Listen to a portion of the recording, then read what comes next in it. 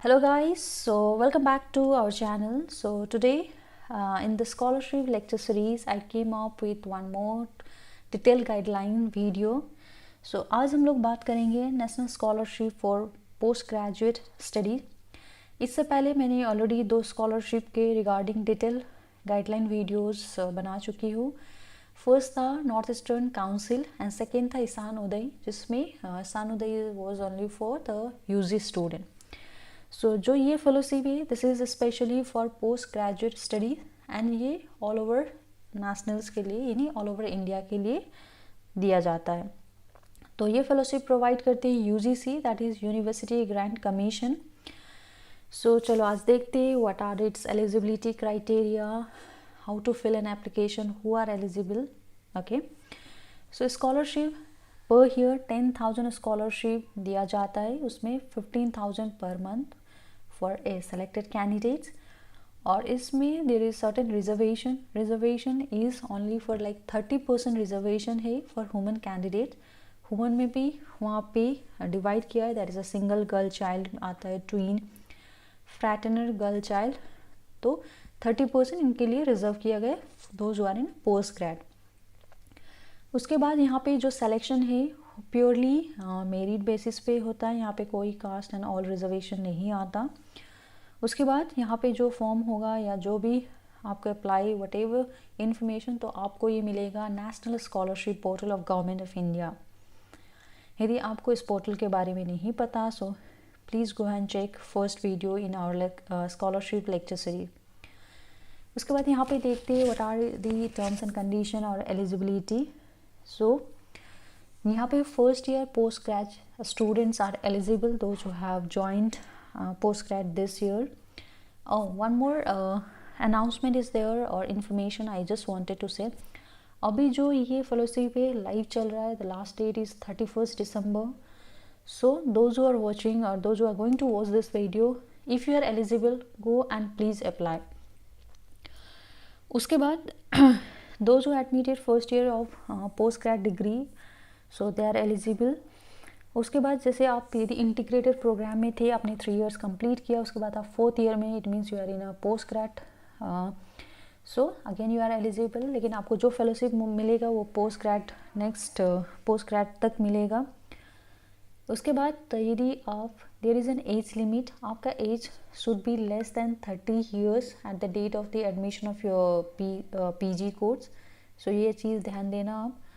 उसके बाद आप फुल टाइम या रेगुलर होना चाहिए, रेगुलर फुल टाइम स्टूडेंट। यदि आप पार्ट टाइम ओपन या डिस्टेंस से कर रहे हो then you are not eligible.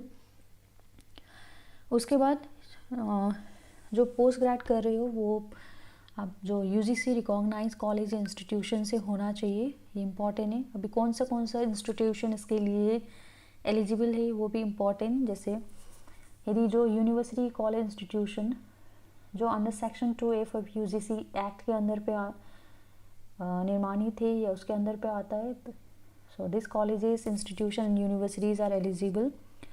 Further those university which are deemed to be universities under the section 3 of UGC act 1956, again they are eligible. उसके बाद institute which are fully funded, central या state government fund करता है, तो those institute are also eligible and institute of national importance. और जैसे previous videos में भी मैं बता चुकी हूँ, जो आपके इंस्टीट्यूट का एक आईसी कोड होना चाहिए नेशनल स्कॉलरशिप पोर्टल पे, बिकॉज आपका जो डॉक्यूमेंट वेरिफिकेशन होता है पहले इंस्टीट्यूट लेवल पे होगा, उसके बाद यूजीसी करता है, ठीक है। तो यदि आपको इन्फॉर्मेशन नहीं पता कि आपका आपका इंस्टीट्यूट नेशनल स्कॉलरशिप पोर्टल में उनका आईसी कोड है या नहीं, then please go and take collect the information from your administrative department.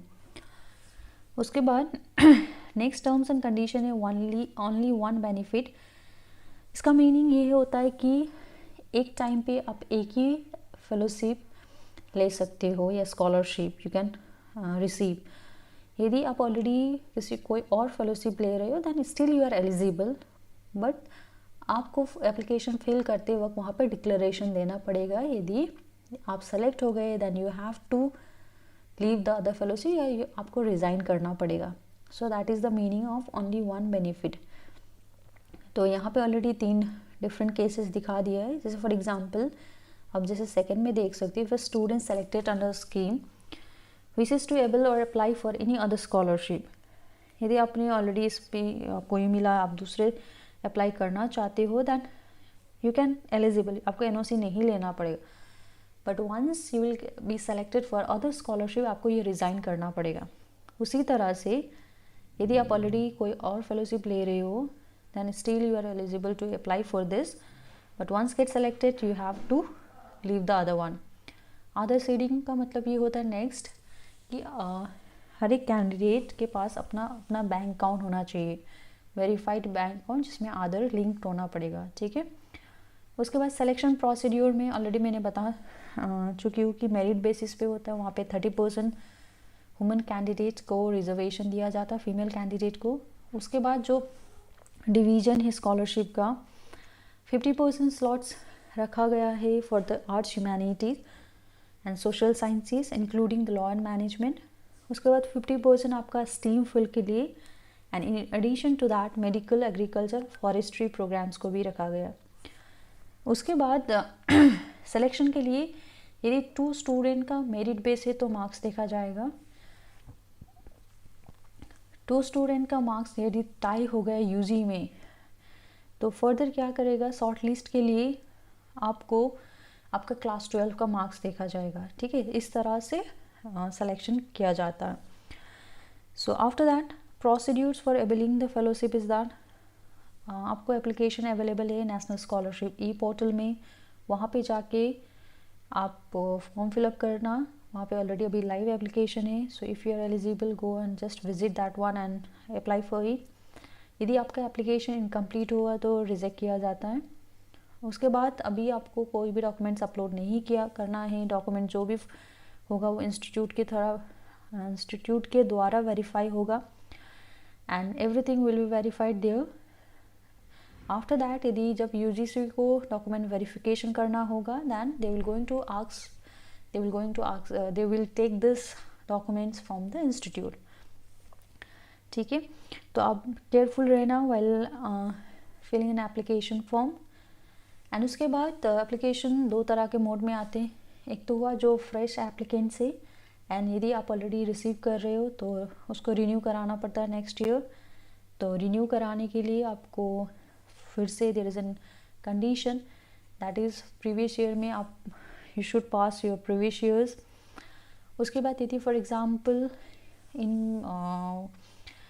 यदि आपने कोर्स को चेंज किया, यदि इंस्टीट्यूट चेंज किया, then your fellowship will be discontinue, ठीक है। वो परमिटेड नहीं है। सो ये चीज़ आप ध्यान देना। उसके बाद ये तो मैंने बोल दिया, फ्रेश और रिन्यूअल एप्लीकेशन आता है 2 फॉर्मेट में। तो आप जिसके भी लिए एलिजिबल हो, द एप्लीकेशन इज लाइव, तो जाके भर दीजिएगा। उसके बाद these are the instruction for the institute, तो ये आपको ज़रूरत नहीं है। एंड द सबसे इम्पॉर्टेंट नोट ये है कि आप जब फॉर्म फिलअप करोगे, please verify your information twice. जैसे आपका नाम हुआ, डेट ऑफ बर्थ, उसके बाद mother father, addresses, phone number, email ID and all. And the thing is that don't give any false information, because यदि आपको information false पाया गया while document verification, then there is thing.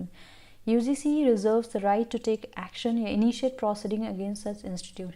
आपका application तो reject होगा ही होगा, but UGC will going to take an strict action, so please be careful.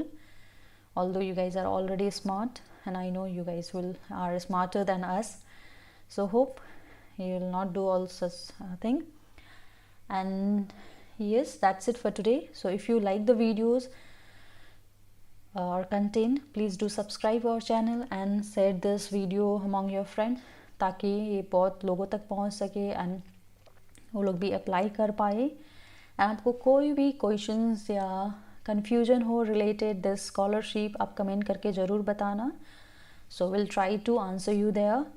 And that's it. So all the best. Those who are eligible, please go and apply and hope you'll get selected there. And yeah, thank you.